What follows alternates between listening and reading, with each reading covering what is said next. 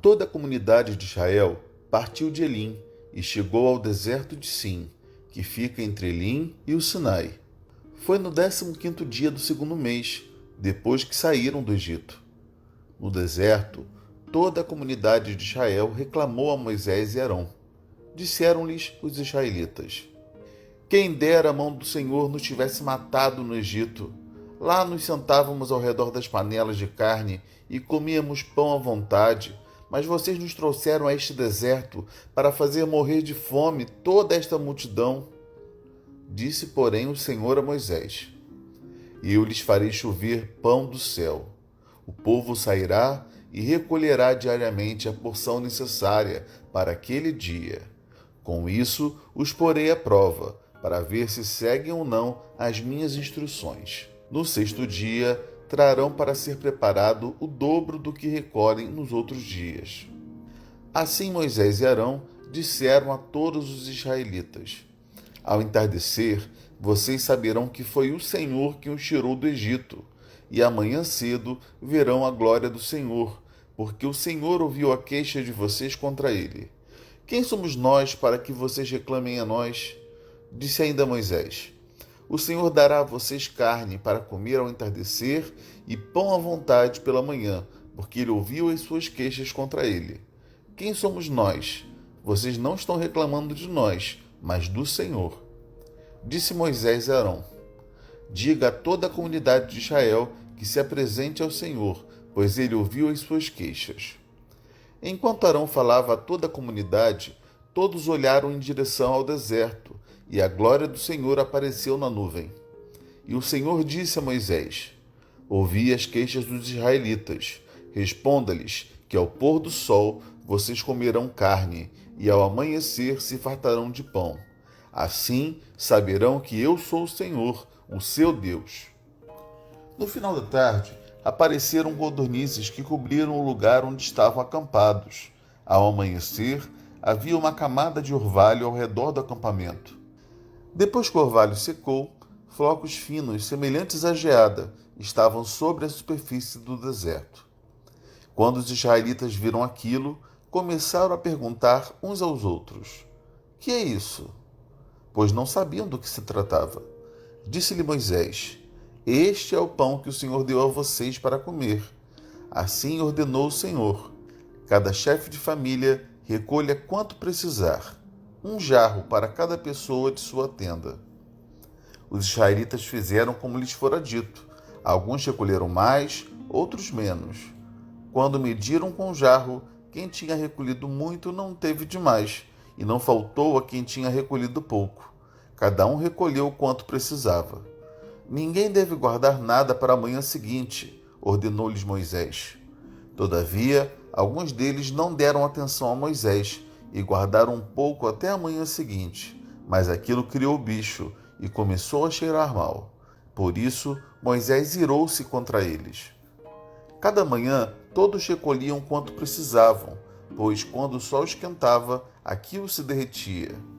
No sexto dia, recolheram o dobro, 2 jarros para cada pessoa, e os líderes da comunidade foram contar isso a Moisés, que lhes explicou: Foi isto que o Senhor ordenou. Amanhã será dia de descanso, sábado consagrado ao Senhor. Assem e cozinhem o que quiserem. Guardem o que sobrar até a manhã seguinte. E eles o guardaram até a manhã seguinte, como Moisés tinha ordenado, e não cheirou mal, nem criou bicho. Comam-no hoje, disse Moisés, pois hoje é o sábado do Senhor. Hoje vocês não o encontrarão no terreno.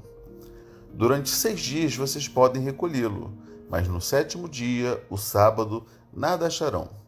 Apesar disso, alguns deles saíram no 7º dia para recolhê-lo, mas não encontraram nada. Então o Senhor disse a Moisés: Até quando vocês se recusarão a obedecer aos meus mandamentos e às minhas instruções? Vejam que o Senhor deu o sábado a vocês. Por isso, no 6º dia, ele lhes envia pão para 2 dias. No 7º dia, fiquem todos onde estiverem. Ninguém deve sair. Então o povo descansou no 7º dia. O povo de Israel chamou maná aquele pão. Era branco como semente de coentro e tinha gosto de bolo de mel. Disse Moisés: O Senhor ordenou a vocês que recolham um jarro de maná e que o guardem para as futuras gerações, para que vejam o pão que lhes dei no deserto, quando os tirei do Egito. Então Moisés disse a Arão: Ponha numa vasilha a medida de um jarro de maná e coloque-a diante do Senhor, para que seja conservado para as futuras gerações. Em obediência ao que o Senhor tinha ordenado a Moisés, Arão colocou o maná junto às tábuas da aliança, para ali ser guardado. Os israelitas comeram maná durante 40 anos, até chegarem a uma terra habitável. Comeram maná até chegarem às fronteiras de Canaã. O jarro é a 10ª parte de uma arroba. Fala pessoal, tudo bem? Então, mais um comentário aqui do capítulo. Eu estou novamente aqui em forma de disco, mas prometo em breve falar em vídeo para vocês.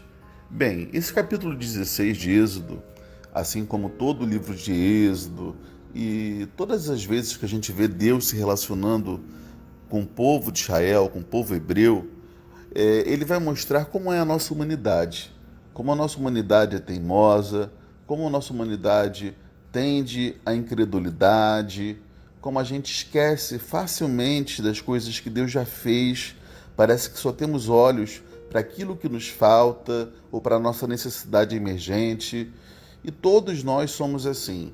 Desde o início do mundo, nós somos assim.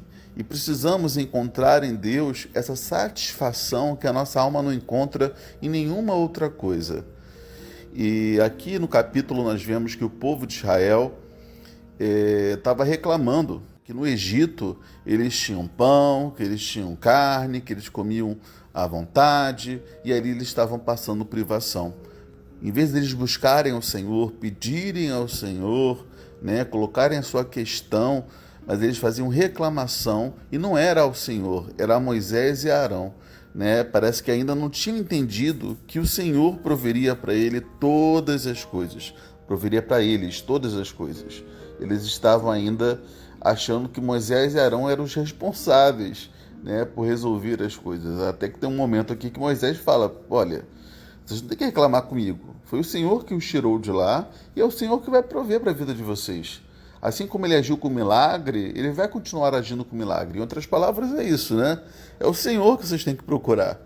E ele, certamente, o Senhor, assim como ele proveu no passado, assim como ele fez milagres, ele fez maravilhas no passado, ele continuará provendo todas as coisas em nossas vidas.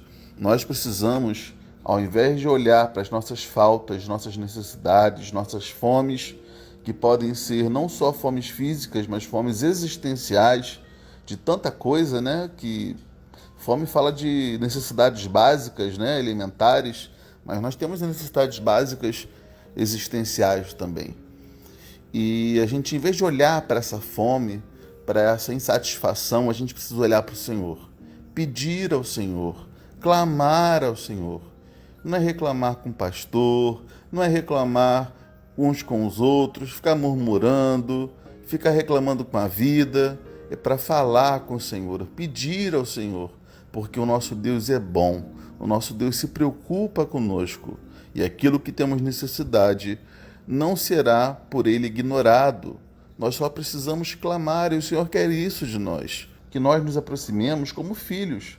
Ele não nos trata como filhos, Ele não tem cuidado de nós como a filhos. E Deus vai mandar codornizes, que são uma carne, uma ave para eles se alimentarem, vai mandar pão para eles, ou seja, eles não perderam nada no Egito, porque Deus estava provendo para eles de outra forma, mas as suas necessidades. E o maná que Deus trazia todos os dias, junto com o orvalho, ele era semelhante a um bolo de mel. Olha que coisa maravilhosa, hein?